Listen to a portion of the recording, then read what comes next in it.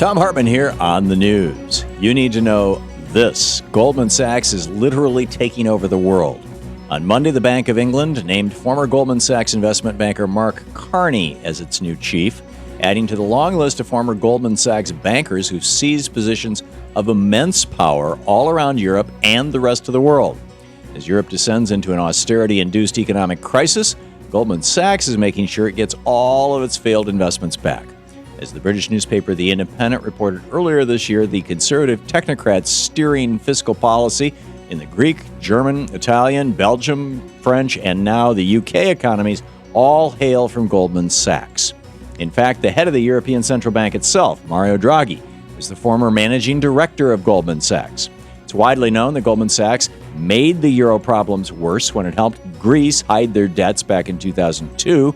As the Daily Kos describes the scheme Goldman is playing, the normal scenario, they write, usually involves helping a nation hide a problem and sell its debt until the problem blows up into a bubble that bursts in a spectacular way. Goldman Sachs then puts their man into a position of power to direct the bailouts so that Goldman gets all its money back and more while the nation's economy gets gutted. End of quote.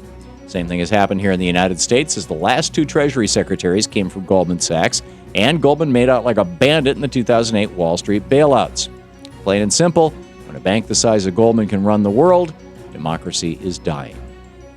In screwed news, Walmart is adding to its bad reputation. Over the weekend, a fire at a Bangladesh sweatshop garment factory killed as many as 112 workers. That factory had previously been warned about safety conditions, yet, as ABC News reports, on the night of the fire, extinguishers were not working, exits were locked, and managers told their workers to report back to their stations when the alarms sounded. We now know the factory was producing clothing for Walmart. In a statement on Sunday night, Walmart gave condolences to the victims' families, but claimed that the factory was not authorized to make clothes for Walmart, that a rogue supplier had contracted with them. But according to reporting by Josh Idelson of The Nation, Walmart has a long history of exploiting workers abroad in dangerous factories. As Scott Nova, the executive director of the Workers' Right Consortium, told Idelson, Walmart is supporting, is incentivizing an industry strategy in Bangladesh: extremely low wages, non-existent regulations, brutal suppression of any attempt by workers to act collectively to improve wages and conditions. As the largest buyer of Bangladeshi-made clothes, Nova went on to say that Walmart's culpability is enormous. Deadly factory fires in developing nations are becoming more and more common as transnational retail giants race to the bottom for low-wage labor and cut costs when it comes to safety regulations. Just this Monday, another Walmart factory in Bangladesh burst into flames, injuring 8 people. We didn't end slave labor in America. We merely exported it. The only difference between now and the 1800s is that we no longer have to look our slaves in the eyes. In the best of the rest of the news, the battle over Obamacare continues. This week, the Supreme Court ordered a lower court, the Fourth Circuit Court of Appeals, to rehear a case challenging the constitutionality of Obamacare. Liberty University filed suit against the law's employer mandate, arguing that it violates the First Amendment and the Religious Freedom Restoration Act, since it could lead to employers paying for health insurance that covers birth control. The lawsuit was previously dismissed on technical grounds, since the employer mandate has fully gone into effect. But the Supreme Court ordered the Fourth Circuit to hear the case again on its merits. The Supreme Court's decision earlier this year upholding Obamacare didn't even consider the employer mandate, which holds the entire law together. So, depending on how the Fourth Circuit rules in this case, the Supreme Court could once again determine the fate of tens of millions of Americans who don't have health insurance. Stay tuned. It's the infrastructure spending, stupid.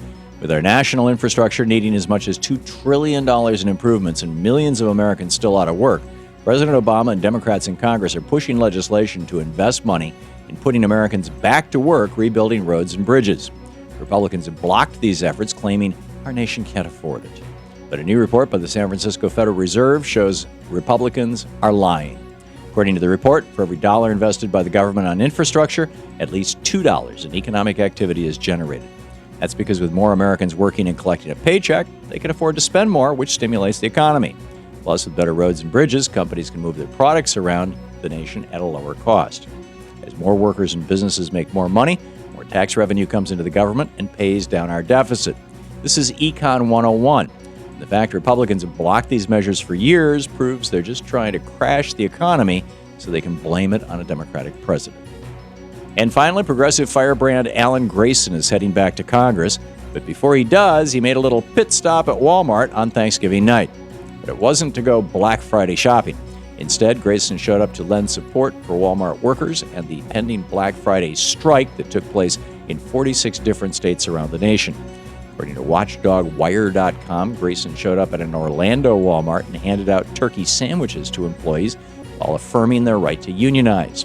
Walmart management called the police, and Grayson was escorted off the property.